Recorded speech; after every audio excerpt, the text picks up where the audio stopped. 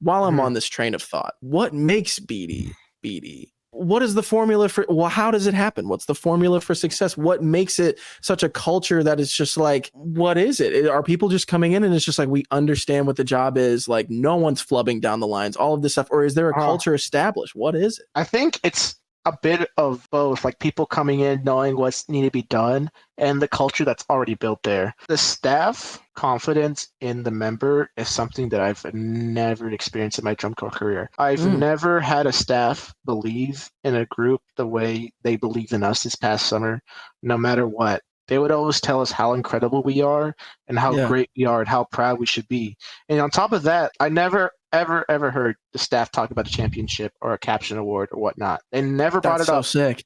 And that's so sick. It was just like a great culture. Like I said, the belief that they had in the members. I had never had a staff believe in me harder than the way the staff at the Blue Devils believed in me. One thing that they do that I admire so much is that they learn every single member's name on the field.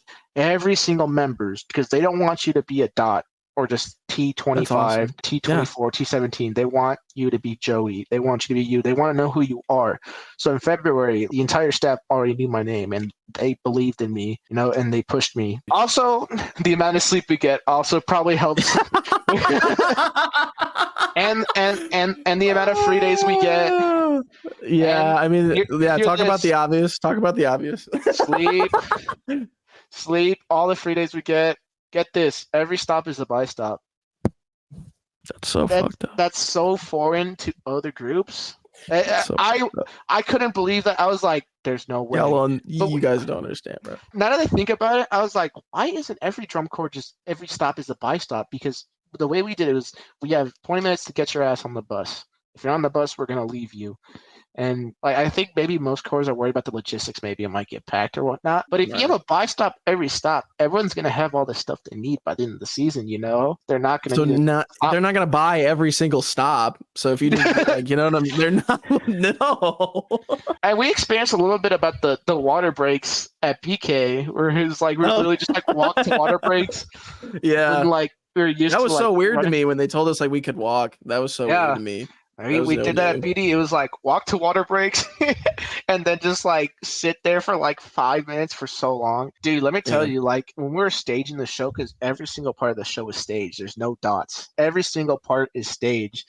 There were days where like the trumpets, we would literally just like sit for like an hour and a half, 2 hours doing nothing. We're just playing like rock, paper, scissors or something just to keep us entertained. And they kind of just like, because I remember like in 19, kind of how that opener was created was kind of just like, you got 3 hard dots, but we're going to like stage the rest of this. How does that kind of get formed for a BD show? Is it all just like, we kind of want you in this spot, in this general count structure, and then we're going to move on to this next project? Basically. It was basically like that. There were some moments where we had hard dots. They trained us so hard to be able to use our eyes and guide. Dude, we had so many things that were scrapped. The show that we had at the beginning of the year was not the same we had at the end of the year. A lot of forms changed, and it was just like they would kind of like set a form, like move bodies. They're like, all right, you go here, you go here, and then the next set.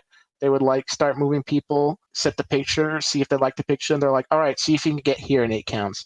And they're like, you'd march there, and then if they're like bad pathways, crossing pathways, like stuff that doesn't look good, they're like, okay, you 2 switch spots, now try. And then, it was just like a working puzzle the entire summer. At Crown, was it dots, like just everywhere? Very strict dot-based. Very strict dot-based? Yes. So, in your opinion, what flows better? I mean, this could just be a personal thing too. I think everybody could have their own personal preference on this. But for you, having both of those experiences, which do you prefer? And which feels better? Do I really need to answer? I think, obvious questions here. Yeah, but, I'm sorry. You never know. I'll answer it.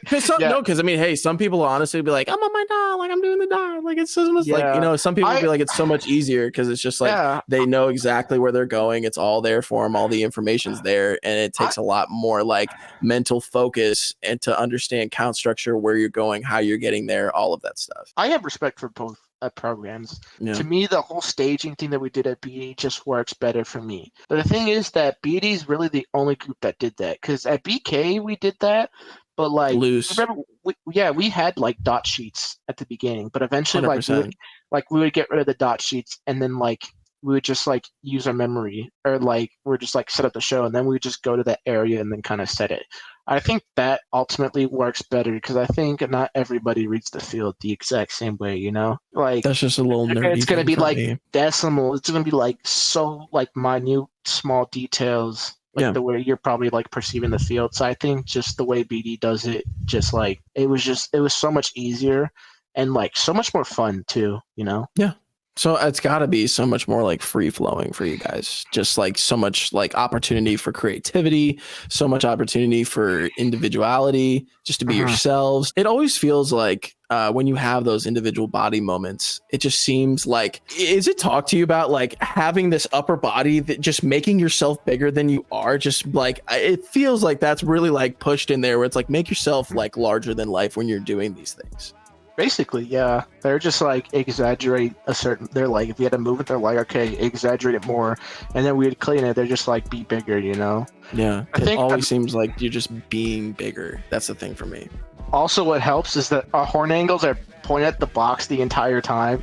We did that at PK too. I feel like that works so much better for like upper body presence. But yeah, 100%.